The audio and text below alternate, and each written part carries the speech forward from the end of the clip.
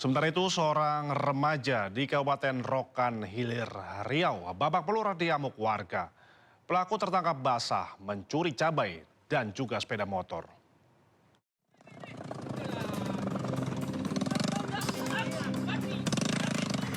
Seorang remaja pencuri cabai dan sepeda motor milik petani menjadi pelampiasan amarah warga usai tertangkap di Kecamatan Kubu, Kabupaten Rokan Hilir.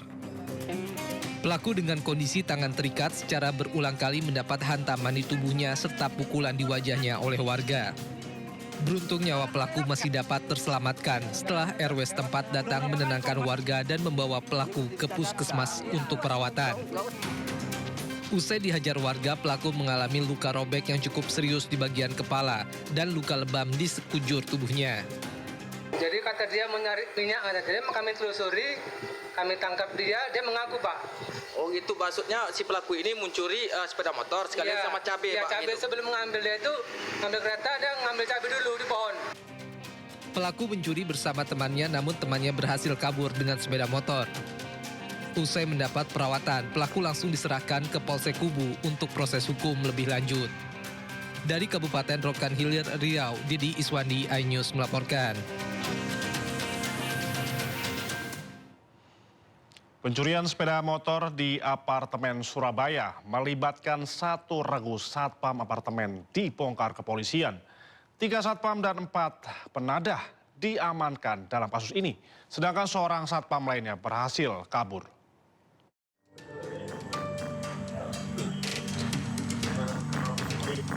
Tujuh komplotan kasus pencurian sepeda motor di apartemen Gunawang Samer, Kecamatan Rungkut, Surabaya, Jawa Timur berhasil diringkus polisi.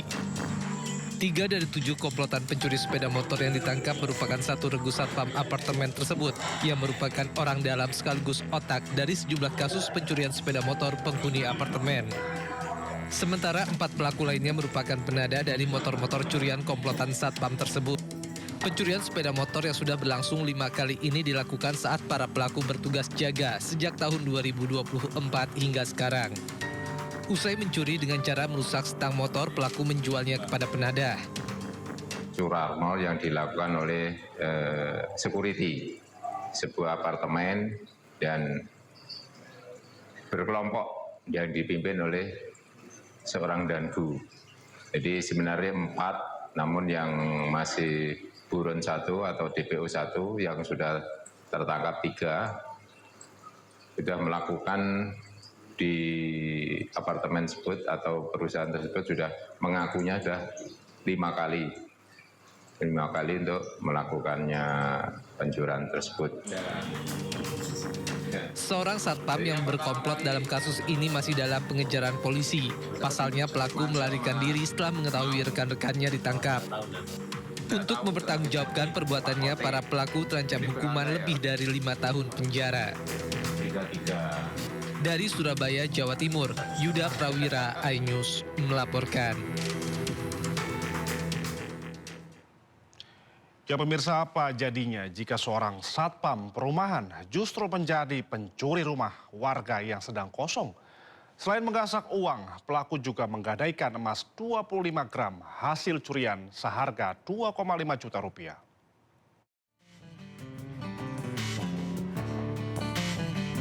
Inilah Fali, seorang satpam yang mencuri di perumahan di Kota Makassar, Sulawesi Selatan. Pelaku masuk ke dalam rumah korban yang kosong karena ditinggal mudik. Pelaku mengambil kunci rumah korban, masuk dan mencuri satu celengan kotak warna hitam berisi uang Rp600.000 dan perhiasan emas. Usai mencuri, pelaku mengunci pintu rumah korban. Selanjutnya menuju pos jaga tempat pelaku bekerja. Pada keesokan harinya, pelaku membawa perhiasan ke Penggadean, mendapatkan uang Rp2.500.000. Dan kini, uang hasil mencuri habis digunakan pelaku untuk main judi online dan sabung ayam. Resmob Polsek Panakukang yang mendapat laporan dari korban segera bergerak cepat meringkus seorang satpam sekaligus pelaku pencurian yang wajahnya terekam CCTV. Adanya laporan warga tentang kehilangan di salah satu perumahan di wilayah Panakukang yang terekam CCTV. Selanjutnya anggota melakukan melakukan penyelidikan dan berhasil mengamankan terduga pelaku. Ini pelaku diketahui siapa ini, identitasnya? Jadi setelah diselidiki ternyata pelaku adalah pihak security di perumahan tersebut yang berhasil membobol rumah warga. Dari keterangan korban apa saja yang hilang? Jadi dari keterangan korban itu berupa 25 gram emas dan sejumlah uang. Kini, pelaku dijerat pasal pencurian dan terancam hukuman di atas 5 tahun penjara. Dari Kota Makassar, Sulawesi Selatan, Muhammad Nurboni, iNews melaporkan. Sementara itu, aksi pencurian lampu hias di kawasan Pecinan, Kota Bengkulu viral di media sosial. Pelaku nekat beraksi di siang hari, disaksikan oleh warga.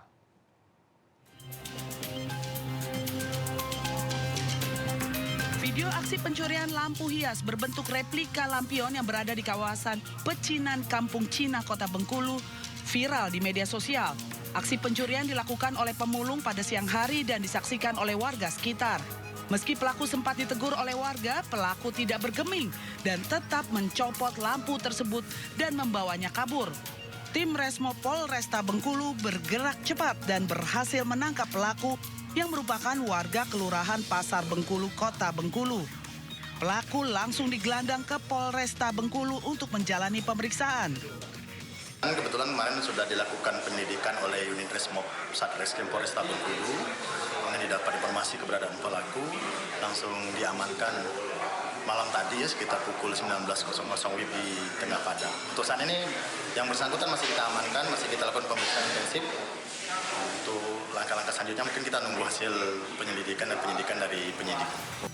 Sayangnya barang bukti lampu hias telah dijual pelaku ke pengepul barang bekas dengan harga Rp100.000. Pelaku diketahui berprofesi sebagai nelayan yang menyambi sebagai pemulung barang bekas. 3 jaksa di Kabupaten Hulu Sungai Utara, Kalimantan Selatan ditahan KPK usai ditetapkan sebagai tersangka pemerasan. Ketiganya diduga memeras sejumlah pejabat dinas agar pengaduan yang masuk tidak ditindaklanjuti. Bang Ebi kalau nggak diproses gimana Pak? Abang tutup nggak? KPK menetapkan 3 pejabat Kejaksaan Negeri Kabupaten Hulu Sungai Utara, Kalimantan Selatan sebagai tersangka pemerasan. Ketiganya adalah Kepala Kejaksaan Negeri Hulu Sungai Utara, Albertinus Napitupulu, Kepala Seksi Intelijen Asis Budianto, dan Kepala Seksi Perdata dan Tata Usaha Tri Taruna Faryadi. Tersangka Albertinus diduga menerima uang Rp804 juta dari sejumlah pejabat di kantor dinas Pemkab Hulu Sungai Utara. Pemerasan disertai ancaman agar laporan pengaduan yang masuk ke Kejari tidak ditindaklanjuti. Setelah menjabat sebagai Kepala Kejaksaan Negeri Hulu Sungai Utara pada Agustus 2025, Saudara APN diduga menerima aliran uang sekurang-kurangnya sebesar Rp804 juta. Selain melakukan dugaan tindak pidana pemerasan, APN juga diduga melakukan pemotongan anggaran Kejari Hulu Sungai Utara melalui bendahara yang digunakan untuk dana operasional pribadi. Dana tersebut berasal dari pengajuan pencairan tambahan uang persediaan atau TUP sejumlah Rp257 juta tanpa surat perintah perjalanan dinas SPPD dan pemotongan dari para unit kerja atau seksi. Sebelumnya, ketiga tersangka ditangkap KPK dalam operasi tangkap tangan Kamis lalu. Tim Liputan iNews melaporkan. Sementara dalam kasus ini, Kejaksaan Agung menegaskan tidak akan memberikan perlindungan kepada oknum jaksa yang terjaring operasi tangkap tangan oleh Komisi Pemberantasan Korupsi di wilayah Banten.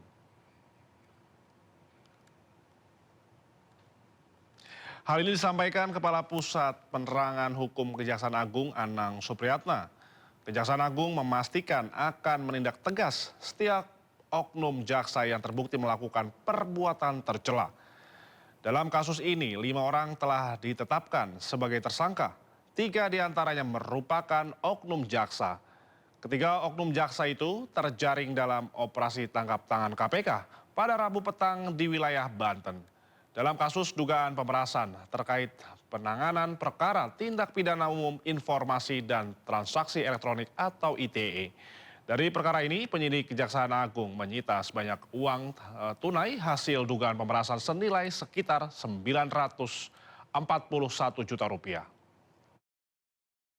Ada 3 orang yang satu oknum jaksa berinisial RZ, yang kedua dari pihak swasta berinisial DF, dan MS, seorang perempuan.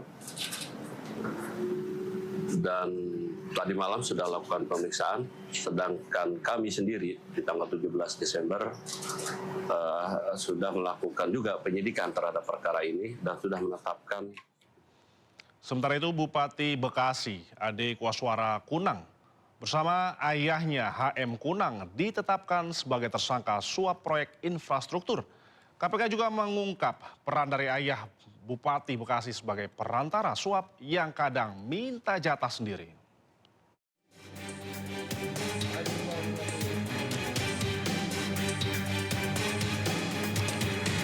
Komisi Pemberantasan Korupsi menetapkan Bupati Bekasi Ade Kuaswara Kunang sebagai tersangka kasus dugaan suap proyek di Kabupaten Bekasi. Selain Bupati, KPK juga menetapkan 2 orang lainnya sebagai tersangka, yakni HM Kunang selaku ayah Bupati dan seorang kontraktor bernama Sarjan. Bupati Ade diduga meminta komisi kepada Sarjan untuk memuluskan sejumlah proyek infrastruktur yang akan dibangun. Total ijon yang diberikan oleh SRJ kepada ADK bersama-sama HMK mencapai 9,5 miliar. Pemberian uang dilakukan dalam 4 kali penyerahan melalui para perantara. Selain aliran dana tersebut, sepanjang tahun 2025, ADK juga diduga mendapat penerimaan lainnya yang berasal dari sejumlah pihak, sehingga totalnya 4,7 miliar. Ya. Dalam kegiatan tangkap tangan ini, KPK turut mengamankan barang bukti di rumah ADK berupa uang tunai 200 juta, di mana uang tersebut merupakan sisa setoran ijon keempat dari SRJ pada ADK melalui para perantara. Jadi tadi disampaikan bahwa pekerjaannya belum ada, tapi kan biasanya pekerjaannya berulang. Infrastruktur kan seperti itu ya. Infrastruktur nanti ada jalan, jembatan, bangunan-bangunan pemerintah dan lain-lainnya. Nah, dia sudah mulai ijon. HMK itu perannya itu sebagai perantara. Jadi ketika SRJ ini ya diminta, nah HMK juga minta gitu. Minta kadang-kadang tanpa pengetahuan dari ADK, HMK itu minta sendiri gitu. Sebelumnya Bupati Ade Kuaswara terjaring operasi tangkap tangan KPK pada Kamis lalu.